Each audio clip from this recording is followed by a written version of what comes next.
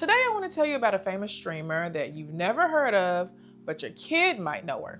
Her name is Amouranth. And to be clear, a lot of the more popular female streamers are usually in lingerie and bikinis, and they have to make sexually suggestive content to get views. Our kids are watching Twitch streamers, Kick personalities, and YouTubers every single day. But what seems like harmless entertainment is actually a gateway into a world of racism, misogyny, sexual exploitation, and dangerous behavior. And most parents don't even know it. Amouranth is a really famous streamer who also has a huge OnlyFans account. She's also one of the biggest streamers on the Twitch platform, which mostly caters to kids. Her husband is her manager and supposedly talked her into starting OnlyFans in the first place. They fight all the time, and they've recently come under scrutiny for how toxic their relationship is. You're probably wondering about the effects of this kind of stuff being pushed to men and young boys on social media and how it affects the self-image of young girls and women. Well, we're gonna talk about that in a bit. We'll also talk about how the constant need for attention has caused kids today to look for online approval. This can be especially bad for girls, and this can lead them to posting sexually driven content and making themselves more vulnerable to online predators. And don't feel bad if you're not familiar with the streaming platforms that I've been mentioning. Here's a quick breakdown of what they all do. So Twitch is one of the biggest streaming platforms in the world with over 140 million active monthly users. It was originally made for gamers, but now it's a hot spot for sexually suggestive content, loud personalities, and unfiltered adult behavior, all happening live. Now, Kick was just launched in 2022 and it's increasing in popularity, especially for creators looking with fewer restrictions. With practically no moderation, it's the wild, wild west of streaming, where creators can get away with just about anything. Young viewers, we're talking ages 11 to 16, are watching these streams for hours. They're learning how to talk, how to act, and how to think about themselves and others. According to both platforms' terms of service, there are age restrictions, but your kid can easily go check a box and say that they're of age or that they have your consent to be on the platform. So let's talk about Amouranth. Her real name is Caitlin Siragusa. I don't know if I'm pronouncing that right. And she's one of the most watched female streamers on Twitch. She rose to fame through cosplay, ASMR, and hot tub streams. And as I mentioned before, she has launched her OnlyFans, which makes her a lot of money. But in 2022, she shocked her fans by revealing live on the stream that she was not in control of her own brand. Her husband, who many fans didn't even know existed, was allegedly the mastermind behind the business. And she claimed that he pressured her into sexualized content, threatened to unalive her pets, and took control over her finances. This wasn't just influencer drama. This was a case of digital domestic abuse happening behind a really public brand. And despite the shocking allegations, Amouranth remains one of the top creators on Twitch, a platform used by millions of underage viewers. When we were doing research for this video, there's one particular clip that a lot of YouTubers that have covered this Amouranth drama have shared, but they kind of glanced over a comment that was made by her husband. Well, so far I've only seen Destiny bring it up, but it certainly raised my antennas during one of their fake live stream arguments. Her husband accuses her of kissing black men, which she adamantly denies. It wasn't just you kissed a guy, it was you kissed a black guy. Can we talk about you kissing black men while we're married? That is not even true.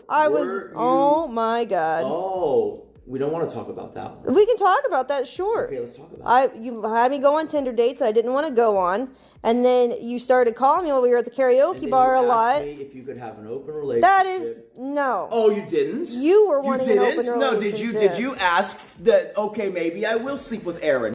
Now, y'all know I'm not gonna let that slide, so here's a 15-second history lesson on why her husband was especially disgusted at her, not for cheating on him, but for the fact that it was with an icky black guy. Ew. There's a long, horrifying history of black men being both fetishized and feared in American culture.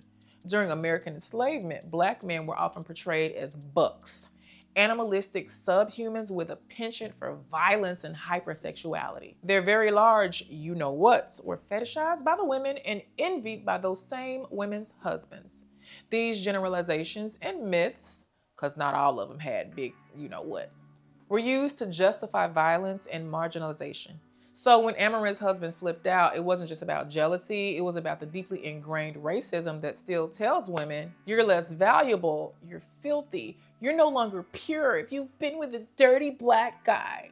Okay, so let's get back on topic, but y'all knew I wasn't gonna let that slide. At one point, Amouranth said that she was making $2 million a month online. I think I'm making the wrong kind of content. Stay focused, Naja. So let's think about what this is teaching young girls. The girls are getting rich by showing off skin. What they're hearing is that attention equals value. And the message that they're receiving is if you want power, if you want love, if you want money, you need to be sexy. A 2021 Thorn survey found that 1 in 3 teen girls shared a nude photo before turning 18. And most said it wasn't to somebody that they deeply loved. They just did it for attention, likes, shares, and follows. Predators know this. Platforms know this, and influencers feed into it even if unintentionally. Girls are learning from the internet that the fastest way to success is to market their bodies. And the lines between performance and exploitation and abuse are getting blurrier and blurrier every single day. So what can you do as a parent? Check your kids' favorite creators. If the creator is constantly swearing or sexualizing themselves or promoting things like gambling or violence or OnlyFans, then you need to know. Have regular conversations with these kids, but don't make it a lecture. Ask your kids, what do you like about this creator? Let them speak and listen without judgment, and then gently share your concerns and open up a dialogue about how media influences us. Most of our kids are thirsty for knowledge, which is why they're searching the internet for it. Set boundaries with tech and check the age setting that your kid used when setting up their accounts. Were they honest about their age, or did they lie to get access to more explicit content?